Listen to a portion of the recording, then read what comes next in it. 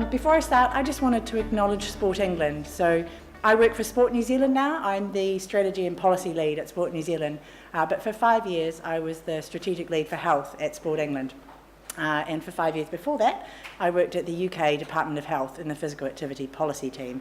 So the story I am telling is on behalf of my former colleagues and the journey, a bit about my personal life and the journey we went on for kind of a 10-year period. But I'm also representing and talking about some of the challenges at Sport New Zealand as well. So I just also want to thank the New South Wales Office for Sport and the Charles Perkins Centre for this opportunity to tell our story as well. So Justin reflected on this a little bit about the new strategy to tackle inactivity and the funding that's going into it in England. When I look at this, I think this came out just before I left England. So I knew that this was coming. I knew the scale of change we were about to see in terms of the focus on inactivity and the funding that was going to be invested into it, and a statement that Justin made about everybody in England, regardless of age, background or level of ability, engaging in sport and physical activity. But to me, it still seems like a fairy tale, especially when I think about where we started out and what my role was back in 2011 or even in 2008, that now this is the situation in the UK. So my story begins in 2005. So I was fresh-faced and about to leave from New Zealand to the UK. Like many other Kiwis and Aussies do, I thought I'd go and live in London for a few years, do a bit of travel, have a good time. And luckily for me, I had some really good jobs and professional and personal opportunities. So in 2005, it was also the year that London won the bid to host the 2012 Olympic Games. Through that bid, they promised a participation legacy for the nation. So not only will they host a world-class sporting event, but they will also get more people physically active by hosting the Olympic Games. There were some targets set around that, and there were some challenges in delivering them. So the targets that were set to deliver a successful Olympic Games were 2 million more people active by 2012, 1 million of those through sport. So 2 million more physically active people by hosting the London 2012 Olympic Games. This was 2005.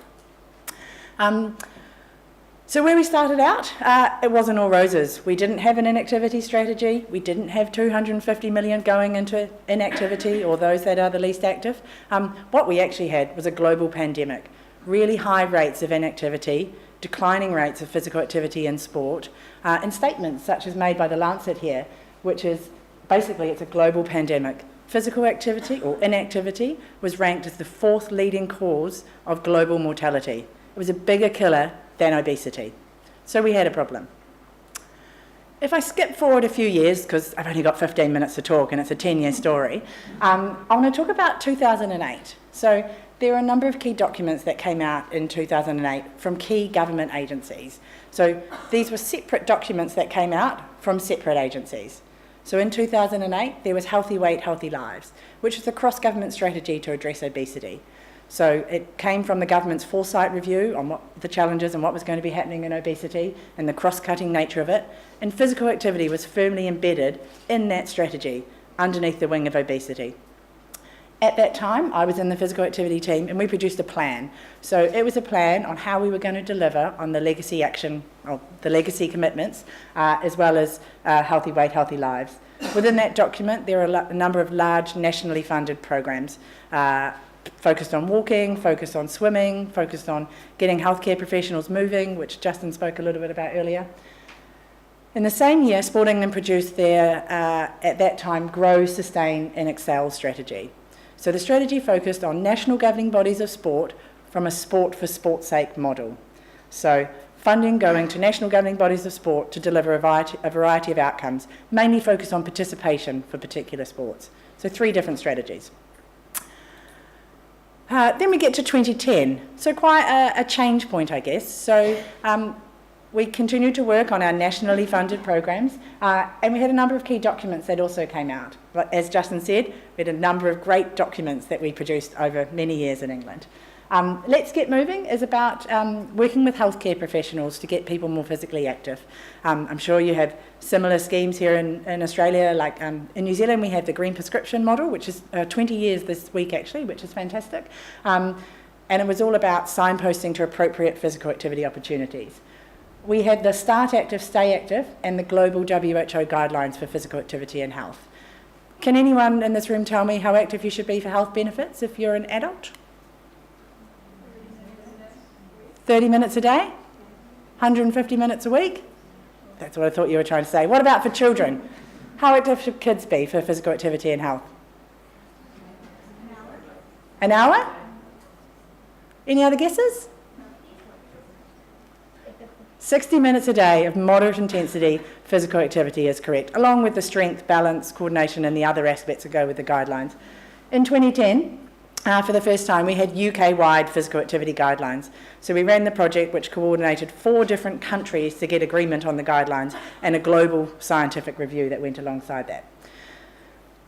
The picture here talks about the free swimming program. So this was a program that we ran from the Department of Health with 4 other government departments in England. That program saw free swimming provided for children under 16 and over 60, and adults over 60 for free swimming and free swimming lessons in certain communities across the country.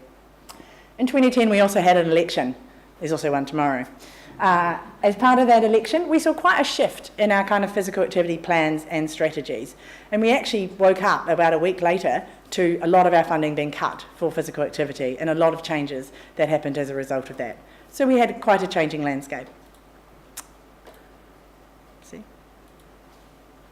It was about this time that I was feeling a bit disillusioned. So I had been working in the physical activity team at the Department of Health for about 4 years, and I loved it. I'd come from a physical activity, exercise science background. I was in a national policy position, and I really wanted to help get people more active. But I wasn't having that impact, I guess. I didn't necessarily have the opportunities. The system was doing my head in. It was really hard. And at about that time, I had an opportunity to go and work for Sport England. So Sport England are the national or government agency for sport in England, similar to Sport New Zealand, similar to your Office of Sport here. And they were starting to change their thinking away from a sport for sport's sake model into a sport for greater social good and sport for other outcomes model. I had been hassling Sport England for about 5 years that I thought they should be doing more work in this space, so I was very fortunate in that they gave me the remit and the opportunity to come and work with them to challenge some of their thinking and to think about what we might do in the sport for health space. So I started at Sport England in 2011. I didn't really know what to do. I'd actually been hassling them for years that they should do a better job, but then when I got there, I actually didn't know what the answers were or how I was supposed to do them either.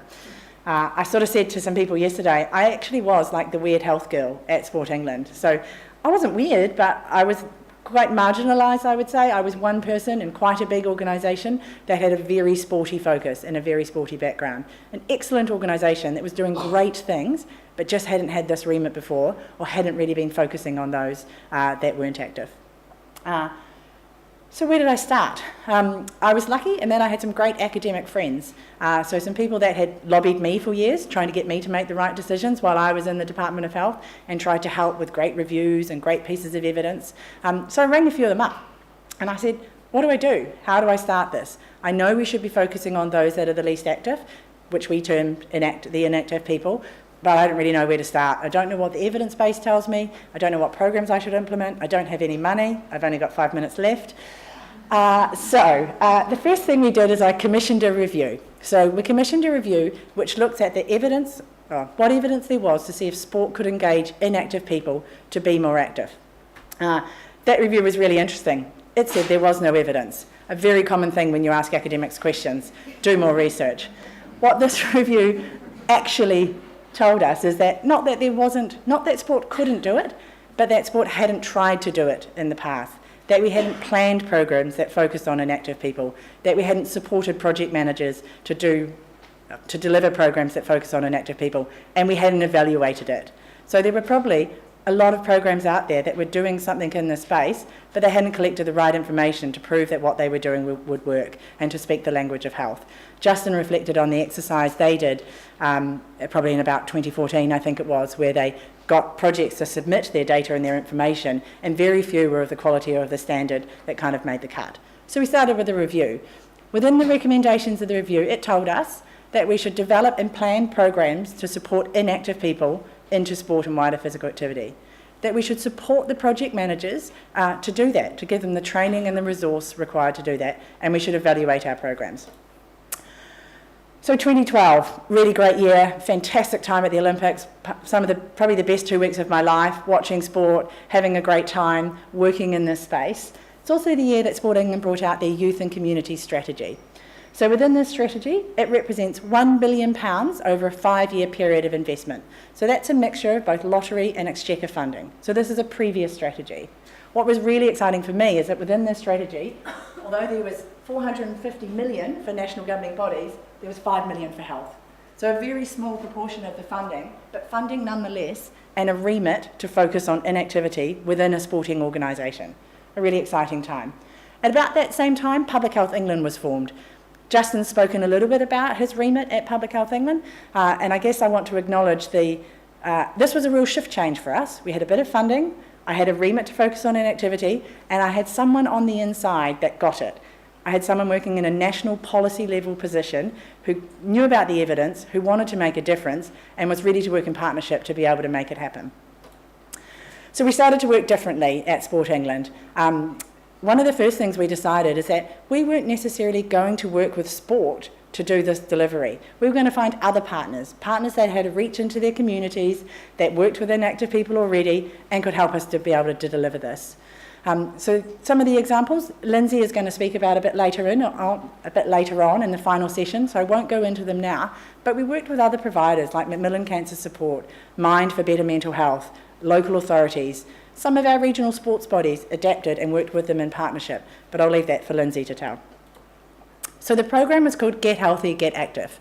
It started off with a small investment, and we had about 16 projects that were working in this way, so working with inactive people to get them into sport.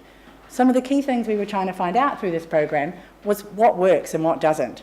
So we were trying to increase inactivity levels, but remember, we had no evidence about what works. So we had a really strict evaluation kind of framework around the work. So while we were trying to improve the evidence base, we set criteria for all of our projects that we funded that they had to have an independent evaluation that went alongside it. So we set a standard evaluation framework for all of those projects in agreement with Public Health England and the Department of Health, which said any project that you do with us that we fund, you have to answer these specific questions, and you have to answer them you have to ask and answer them in the same way. I don't have time to do it now, but I would direct you, if you are interested, to have a look on the Sport England website on the Tackling Inactivity strand. So this link here, or if you just go to the homepage and look at Tackling Inactivity, you'll be able to find it really easily. But these reports summarise the key learnings and findings from the kind of 3 to 4 years of Get Healthy, Get Active so far. So they have the numbers, the data, the insights, the case studies, and reflections from all the individual projects. So it's a wealth of resource that Sport England has on their website. So do check it out if you're interested. Within that, there are 10 principles for developing projects. I'm just going to talk on one of them because I don't think I have time to go into too much detail right now. But one of the key ones, you look at this and you think, that's not rocket science. That's really simple. Many of you who are health promoters or academics in the room, this is what you've been doing for a long, long time. The difference was that sport hadn't been doing it. We had been doing what we'd been tasked to do and doing a good job with sporty people, in the structures that we worked on, but we hadn't really thought about the inactive person. We weren't necessarily putting the customer first. That, I would say, is one of the key differences in the approach that we took. If I take understanding inactivity as an example, Justin spoke about our definition of inactivity. So we said, ideally, we want everyone to be active at 150, if I took adults, at 150 minutes of moderate intensity activity a week. That's a huge challenge for an inactive person. So we set our target of inactivity, of getting people active, for at least 30 minutes of moderate intensity physical activity once a week. So 30 minutes is what we were looking for. When we looked at that, there's a huge diversity within that market. So even inactive people, you have to change your marketing, and you've got to segment that population. When we looked at the data, it showed us that within the 29% of people who were classified as inactive in England, there were 3 other distinct groups. So there were those that did nothing at all. So that's about 3.1 million people were doing no physical activity of at least moderate intensity. There were 1.4 million people that were doing something, but not enough. So they might have been doing 15 minutes or 20 minutes. But by far the largest group were the 8.2 million people that were being physically active at least 30 minutes once a week, but they weren't doing it at the right intensity to get the health benefit from it. So by understanding inactivity, by talking to the customers, we were able to better market, better segment, and better deliver appropriate opportunities for people that were inactive. How much? I've got to cut. Okay, so Lindsay will talk about some of the projects and some of the learnings in a bit more detail when we get to the end, and how that relationship between sport and health. I will just skip to the fact that we now have evidence. There is great information available online that you can support inactive people to increase their levels of wider physical activity. As Justin said, you don't need to follow the same journey to get to the same solution. We have the information, and we're really happy to share it with you. The final picture here I just do want to reflect on is about the framework for a new sports strategy in England. So the key difference and the change that's happened in England is it's no longer about sport for sport's sake. It's about sport for a range of other outcomes. These 5 pillars represent a cross-government sport and physical activity strategy in England. So not a strategy from one department, but a cross-government strategy to get people more physically active. And the 5 outcomes that people have to deliver on within that are physical well-being, mental well-being, individual development, social and community development, and economic development. So they're not participation outcomes. They are much broader cross-government outcomes of which participation feeds into.